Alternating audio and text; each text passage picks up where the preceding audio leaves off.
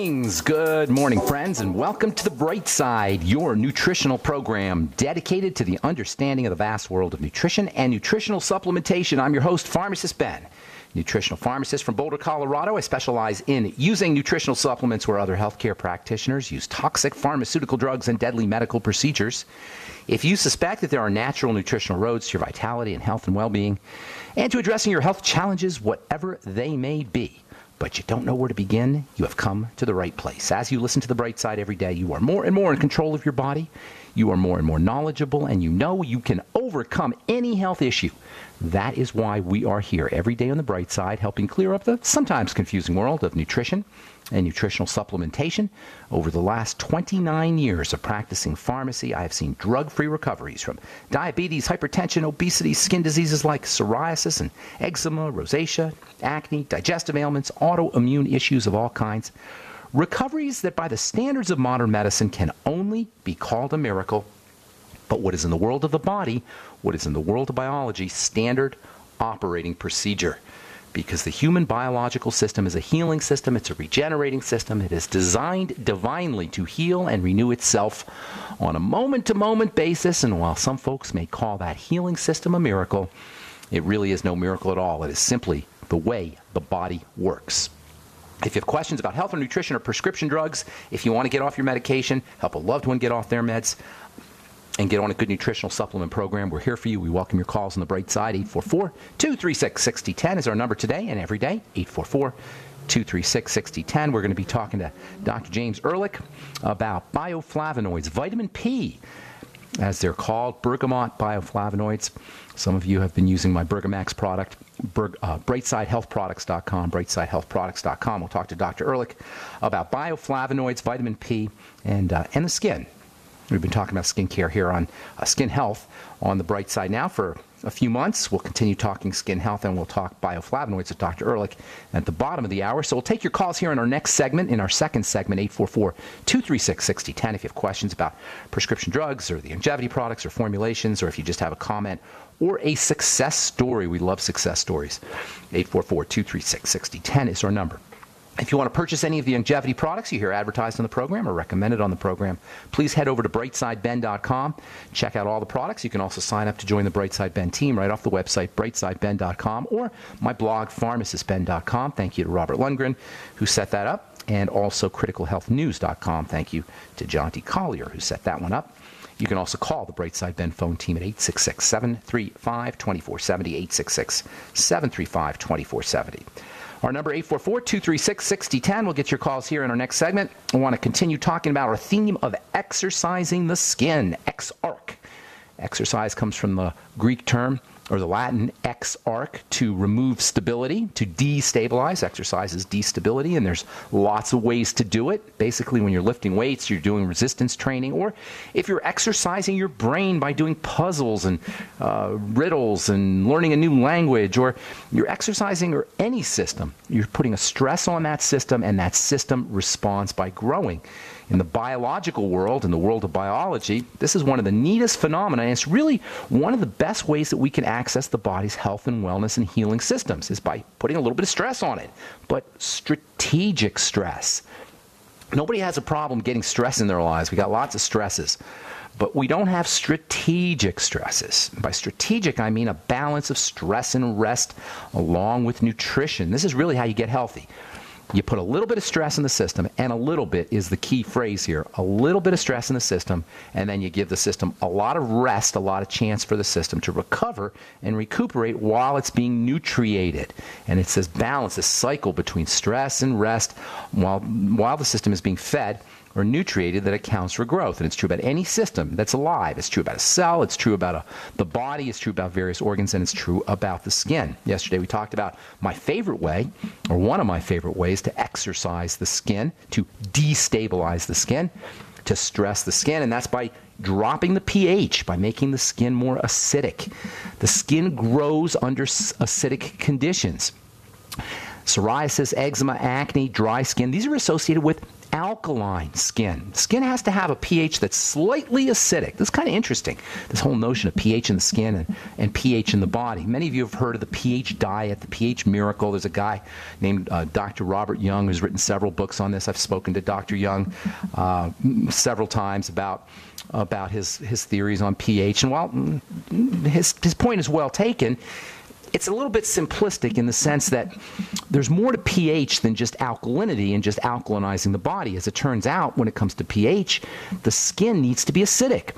A pH scale, for those of you who may not know, is a scale that measures how acid or non-acid a system is, or something is. It has to be a water system. There has to be water for something to have a pH. pH requires H2O, water. So anytime a system has water in it, it's going to have a certain acidity or non-acidity. We say acid or base or acid or alkaline. On the pH scale, you've got 0 to 7 being acidic and 7 to 14 being non-acidic. So the pH scale goes from 0 to 14, 7 smack dab in the middle. Water is considered to be 7, and 0 to 7 is said to be acidic.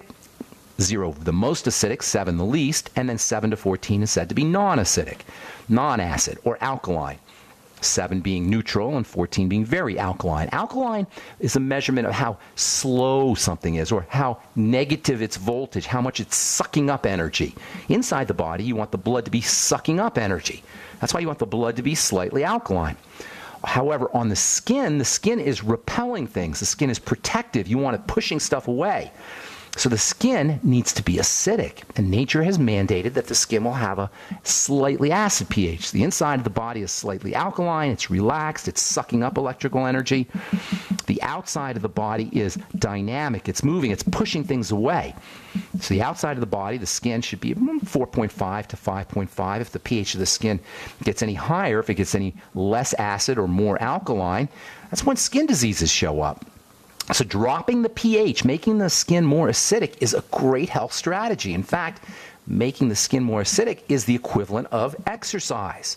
If you're lifting weights, you can get strong when you lift weights. If you're doing your curls or your bench press or your squats or your military presses or whatever you're doing, you get strong by lifting weights. But if you want to be really strong, if you're training for some kind of athletic performance event, or you're a bodybuilder and you're training for a contest and you really want to be cut up and ripped and have well-developed muscles, you know that you don't just lift weights, you lift weights until you feel the burn.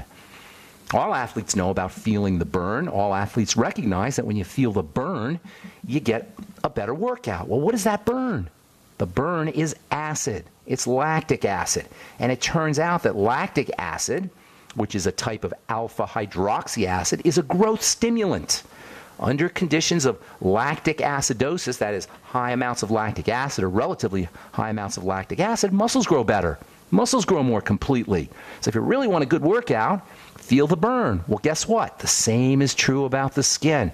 If you can drop the pH of the skin and, in essence, on the skin, feel the burn, and you can use alpha hydroxy acids like lactic acid to do that, you're going to exercise the skin. You're going to get more skin cells. You're going to get stronger skin cells. And you're going to get more connective tissue fibers. You're going to get more collagen. You're going to get more moisture factors. You're going to get more of everything you like about the skin.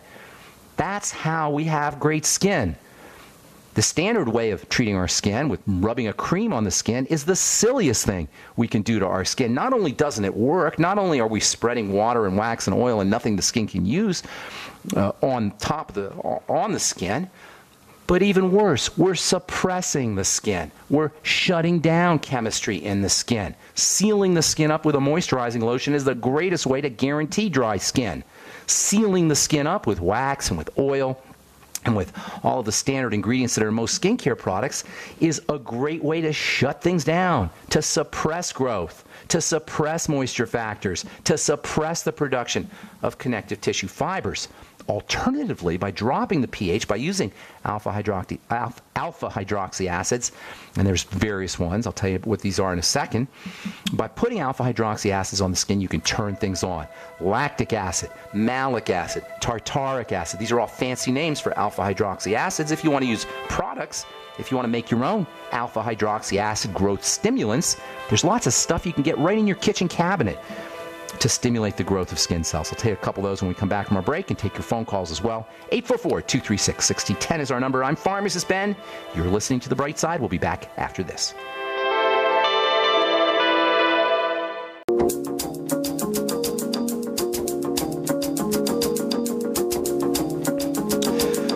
right, we are back on the bright side. I'm pharmacist Ben. Got Dr. James Ehrlich talking some flavonoids, bioflavonoids, vitamin P. We'll talk about vitamin P. If you've never heard of vitamin P, that's the fancy way of saying flavonoids. These are substances that are found throughout nature, fruits and vegetables, and they've got some really interesting health properties. You know, if flavonoids were discovered today, we probably would call them a vitamin, but we don't refer to them as vitamins. We don't even refer to them as essential nutrients, but the odds are pretty darn good that they are essential and they are vital. This is one of the reasons why you want to make sure that you're getting lots of produce, vegetables. Not so much fruits because of the high sugar content, but eating lots of veggies is a great way to get your flavonoids. We'll talk to Dr. Ehrlich in the bottom of the hour about flavonoids and skin health, particularly bergamot flavonoids. That'll be at the bottom of the hour. And we'll take your calls here in this segment, 844-236-6010, 844-236-6010. We're talking skin exercise. Tomorrow I'll tell you about a vitamin that you can use topically. Some of you guys know what I'm going to talk about, a vitamin that you can use topically to exercise the skin. And when you use a vitamin to exercise the skin, not only do you get the benefits of the exercise, but you get the benefits of the vitamin too. So using this particular vitamin to exfoliate or to stimulate or to exercise the skin is a great strategy because then you get the benefits of the vitamin too. You get the nutritional benefits as well as the exercise benefits. If you're interested in using some home kitchen type products to exercise the skin, red wine is a great stimulant, great exercise agent. Just put some red wine on a cotton pad and exfoliate with red wine. Red wine contains alpha hydroxy acids, particularly something called tartaric acid. Red wine is also a good source of antioxidants. It's a good source of resveratrol and other compounds, flavonoids, that can help stimulate and improve skin health in addition to exfoliation. Apple cider vinegar is another great tool for exfoliating or exercising the skin. Apple cider vinegar contains the alpha hydroxy acid called acetic acid, which is actually a short-chain fatty acid that we talked about for the digestive system, but also it's going to drop the pH on the skin. You'll also get minerals if you use apple cider vinegar, and if it's organic, of course, you'll avoid any preservatives or any toxicity. If you're interested, you can also use yogurt, by the way. Milk contains lactic acid. So using yogurt, a yogurt mask, or using just milk, buttermilk, will get you some butyric acid in addition to getting your alpha hydroxy acid, lactic acid. Of course, if you want to just go to the drugstore and have a pharmacist make a toner for you, ask him for glycolic acid or lactic acid. Lactic acid is a little more moisturizing than glycolic acid. In fact, lactic acid is the most moisturizing, skin softening of the alpha hydroxy acids. You can ask a pharmacist to make an alpha hydroxy acid toner for you. You can buy glycolic acid or lactic acid off the internet and make your own toner. It just goes right into water. Look for, if you're going to have a pharmacist make it for you, if you're going to make it for yourself, get some pH paper and look for a pH of right around 3-ish or so. 3 to 4, somewhere in there. Remember, the skin's got a slightly acidic pH. It's slightly acidic. The skin pH is maybe, 4.5, 5.5-ish. So if you really want to get the exercise benefits from your alpha hydroxy acid, you got to make sure that your solution is going to be around pH of 3-ish or so, even down to 2, anywhere between 2 to 3.5, and you need some pH paper to measure that. And you can buy pH paper at the drugstore also. By the way, lemon juice, lime juice, citrus juices, you can keep one of those frozen orange juice canisters in your freezer and scoop a little out and stir it in some water, and then get it to right where you want the pH to be, anywhere from 3 to 4, anywhere from 2 to 3.5. In that range, it doesn't have to be exact, and you can't even tell what it is exactly on pH paper, but slightly acidic. You'll know it's slightly acidic because it'll feel tingly. Some people call it a burn. It's not a burn. It's a tingle.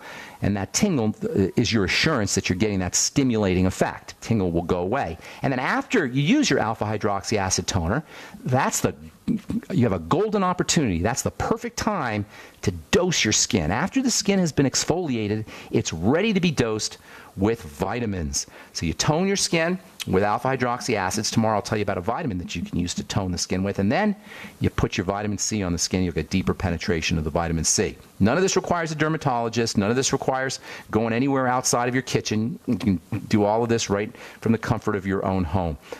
Let's see. Anything else I want to say? Oh, here's another thing. If you're buying an alpha hydroxy acid product, don't worry about the concentration as much as the pH. Skincare companies play all kinds of games And they'll tell you, oh, well, this is a 10% alpha hydroxy acid solution or a 5%, or sometimes even skincare professionals will tell you to use a 10% or a 5% or 15%. That doesn't matter. The percentage doesn't really make a difference as much as the acid level.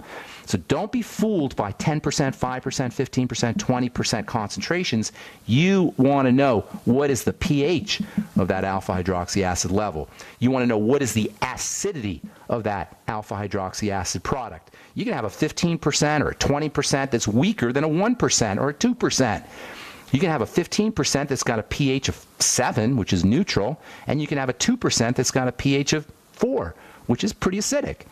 The 2% in that case is going to be a much better product and a much more active product, and you're going to get much more benefits from that 2% than you are from that 15% or 20% because the pH is lower. So you want to know what the acid level is on your alpha hydroxy acid product. Get some pH paper, make your own, or if you're going to buy a product, use the pH paper to see what the pH level is on that product that you purchased. All right, tomorrow we'll talk about this vitamin, which you guys probably know what I'm talking about, and how it works as an exfoliating agent. And then we'll move on to talking about how this very important vitamin can help lighten your skin if you're hyperpigmenting, if you've got dark spots. And we'll talk about how this vitamin can shrink your pores or help reduce the appearance of pores. And also we'll talk about how this vitamin can clear your skin up if you're breaking out. And we'll also talk about how this same vitamin that does all of these things is also the most important anti-aging topical vitamin you could ever use. We'll do all that tomorrow as we continue talking skin health on the bright side. 844-236-6010 is our number. Let's go to Mitchell in Texas. Welcome to the bright side, Mitchell. What's up, buddy? Yes. Good morning, Ben. Yes. So I've been on BTK, Beyond OsteoFX, Glucogel, and Ultimate EFA for a couple years. Partly from having listened to your show, and partly from Rule of Law Radio here in Austin.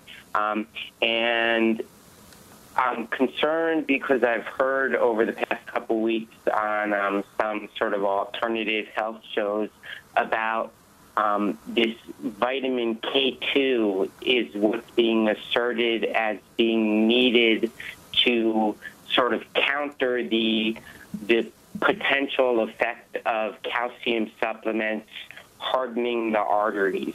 Wait, I'm not understanding. You're saying vitamin K2 is being touted as a way to antagonize calcium?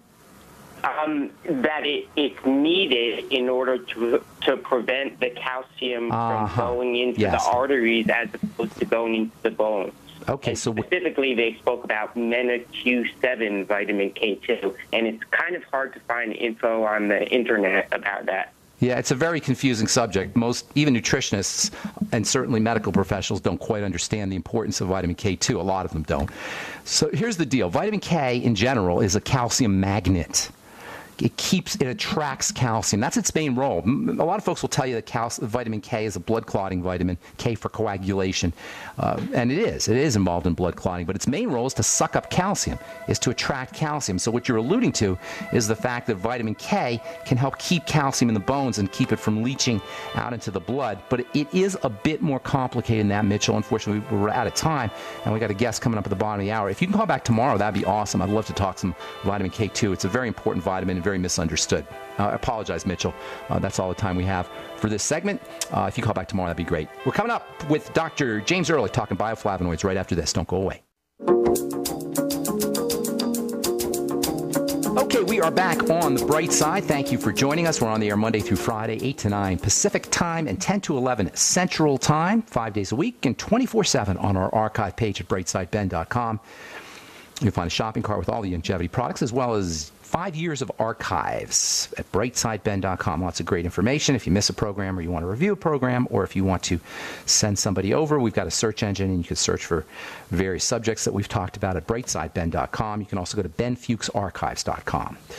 Okay, so we periodically, once a month or so, we talk to Dr. James Ehrlich, an expert on bioflavonoids. And today we're going to talk to Dr. Ehrlich about skin health and bioflavonoids. Welcome to the bright side, Jim. Yes, thank you. Hey, Dr. Ehrlich. Good to talk to you again. So just by way of review, for folks who haven't heard you on the air, tell us a little bit about yourself real quick, and then tell us a little bit about flavonoids and what they are and how they work. And then I want to ask you some questions about how flavonoids can be helpful for the skin. So how'd you get into working with nutrition, and tell us a little bit about your background as a physician? Well, my background has been initially in anesthesiology, but then over the last 20 years, I've gotten involved in all sorts of tests and technologies in the early detection of disease and in preventive medicine. And that sort of got me involved with those people who are leading the fight against aging and the use of various products that can be beneficial in lowering cholesterol and blood pressure. And ultimately, a few years ago, and we've talked about this, I got involved with a group of scientists in Italy. These are food scientists and cardiologists and endocrinologists who have been looking at a particular citrus fruit called the bergamot fruit that's endemic to Calabria, and noticed its great properties and antioxidant and anti-inflammatory, and this is really a bioflavonoid, which is able to counteract inflammation in the body and free radicals and the stress that occurs. And then about a year ago, we started studying its effect in human skin, which, like all other organs, undergoes aging. But unlike other tissues, the skin is in direct contact with the environment. So it's a unique opportunity to look at aging as a consequence of environmental damage. And as we all know, the primary environmental factor that causes human skin aging is ultraviolet irradiation from the sun. So we started studying the properties very rigorously in human skin cells of this sun-induced skin aging that we call photoaging. And it's a cumulative process that we believe can be ameliorated by botanicals, particularly this class of phytonutrients or that we call phytochemicals. So these are botanical antioxidants, and a strategy of blunting the damaging effects of ultraviolet radiation has been increasingly popular with skincare products. And we were able to show the mechanisms in which this bergamot citrus product that you have available to your listeners, how this works in improving photoaging and blunting photoaging. Now, when you say the sun, and you're right, the sun is one of the major causes of photo damage and photoaging. But we grew up in the sun, no, Jim? I mean, we grew up in Africa. The human body evolved under conditions of a hot sun. So clearly, there must have been mechanisms in place for protecting the skin. We wouldn't have survived, right? The human race would have been extinct. So would you say that had to do our natural protection that we developed that we don't have today, why we have so much more sun damage and cases of skin cancer, et cetera, has to do with not getting the flavonoids, not getting the nutrition that we, from an evolutionary perspective, have gotten? Yeah, I think it's a very interesting point you bring up. The barrier, the natural barrier, the skin has its own antioxidant system that has evolved over the years and its own way of fighting environmental stress. The skin, however, was never designed to look at other toxins like smoking and some of the other pollutants that are out there that were not available, to our ancestors. So senescence, or aging of the skin, is the accumulation of all sorts of damages from the environment, not only ultraviolet radiation. And the skin system has developed its own antioxidant system, and that's what's always been available. It's just that under certain stresses, that becomes overwhelmed. So a certain amount of reactive oxidative species are generated during normal cellular metabolism, and then overexposure to ultraviolet radiation plus some of these other environmental toxins can lead to a significant reduction in your own antioxidant supply, accompanied by an increase of inflammation, what we call cytokines, leading to accelerated damage. So it's like a straw that breaks the camel's back kind of deal, like a load phenomenon? Yeah, that's right. Right. And the other thing that happens is you eventually get a reduction in your immune system, and you get DNA damage, which is what we looked at, telomerase activity, shortening of the telomeres, which you've probably discussed on your show. So the viability and the longevity of skin cells can be improved by slowing down the age-dependent shortening of these telomeres, and potent antioxidants like this bergamot may allow the telomeres to actually suffer less lesions, less damage to their DNA, and all related to oxidative stress and anti-inflammatory aspects. So we call this phytochemoprevention. Let's say that again. Phytochemoprevention. So phyto for plant. Phytochemoprevention or phytochemoprevention is done with botanicals, where we're using these phytonutrients to blunt the damaging effects of ultraviolet radiation and other stressors. And this has become very popular with skin products. So would you say using the flavonoids is an overall anti-aging strategy in addition to being a skin health strategy, using the flavonoids orally? So for the whole system, all the systems of the body.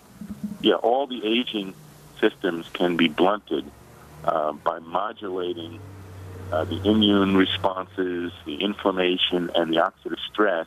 And these are done very well by flavonoids. Why do you suppose flavonoids are not considered to be an essential nutrient? It sounds like they are.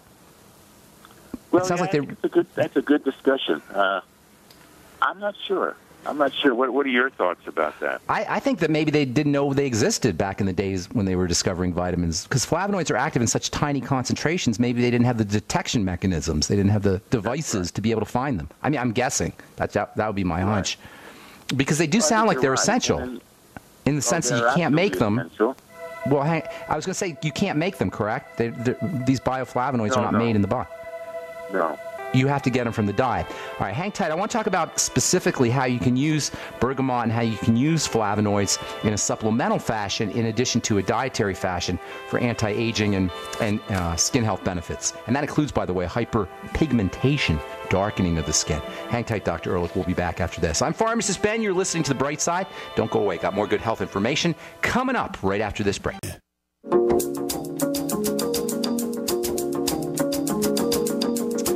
Okay, we are back on The Bright Side. I'm Pharmacist Ben. If you're interested in purchasing the bergamot product, Bergamax, if you're interested in upping your flavonoid levels and getting on some bergamot, you can go over to Brightside Health Products and get Bergamax right off the website, brightsidehealthproducts.com. We're talking to Dr. James Ehrlich, who's a bioflavonoid and bergamot expert. And we're talking about bergamot and flavonoids for skin health.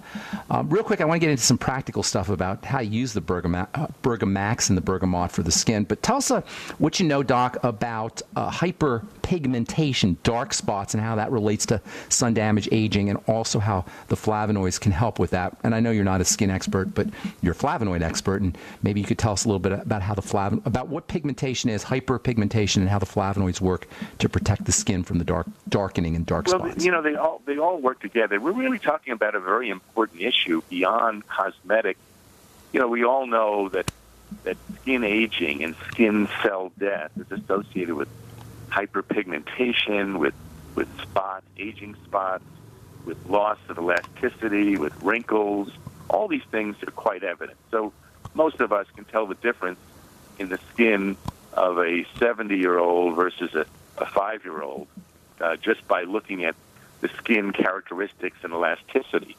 But we're talking about something also very serious. The dark side of this is all the aspects that are related to aging of the skin and making the skin less supple are also leading, for some of us, to cancer, skin cancer. So the same processes of preserving your antioxidant system and supporting that and decreasing inflammation and decreasing effects on the telomeres, the DNA, and loss of skin viability that turns into, for some of us, skin cancer. So it's valuable to consider anything that can support your immune system of the skin and your oxidative system of the skin, not only for its appearance, but also to help prevent cancer.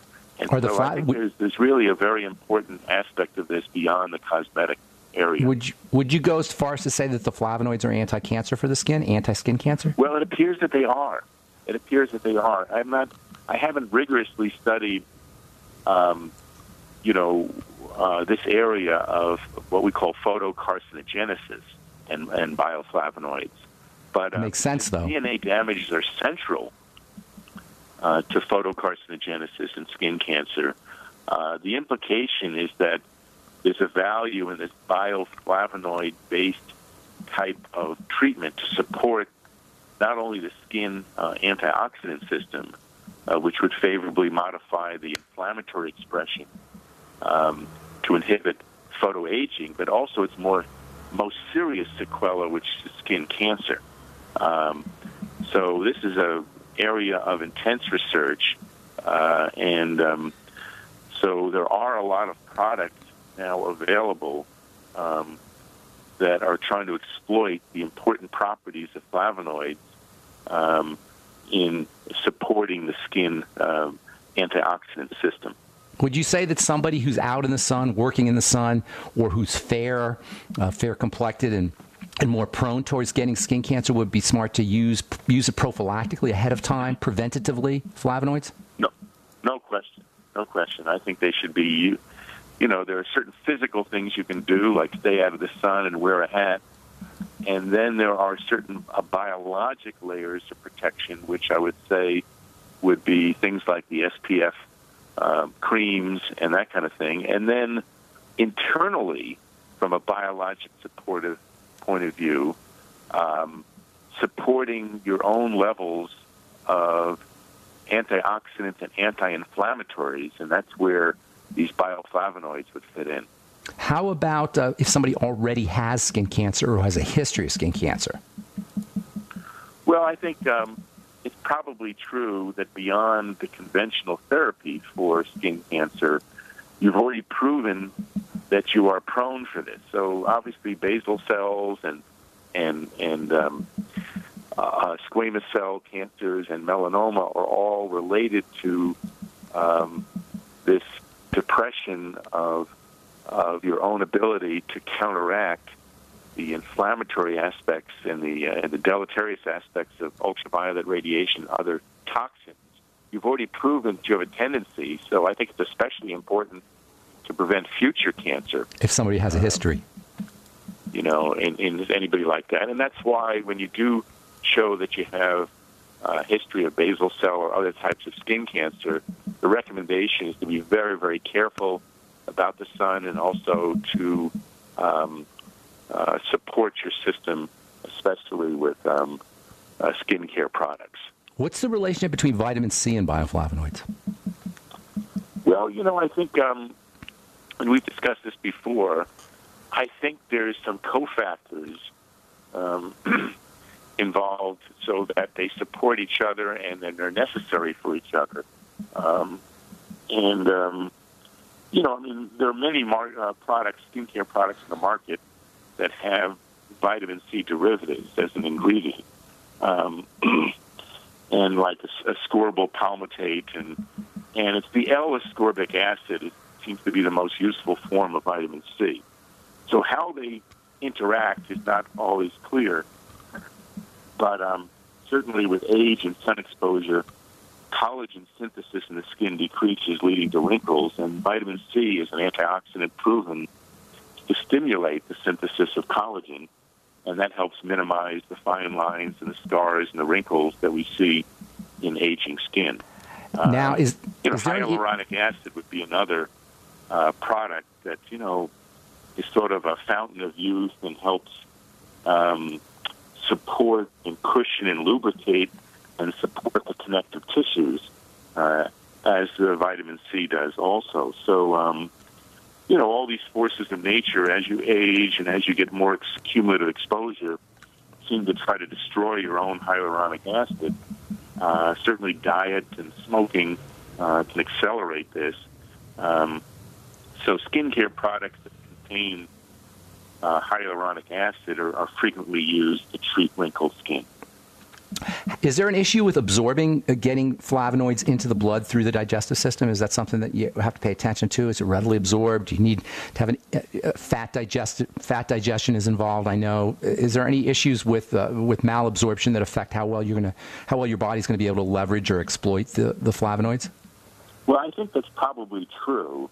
Having said that, we've been able to show very, very high levels of bioflavonoids with both systemic absorption and what we're developing in the future, which is a skin cream.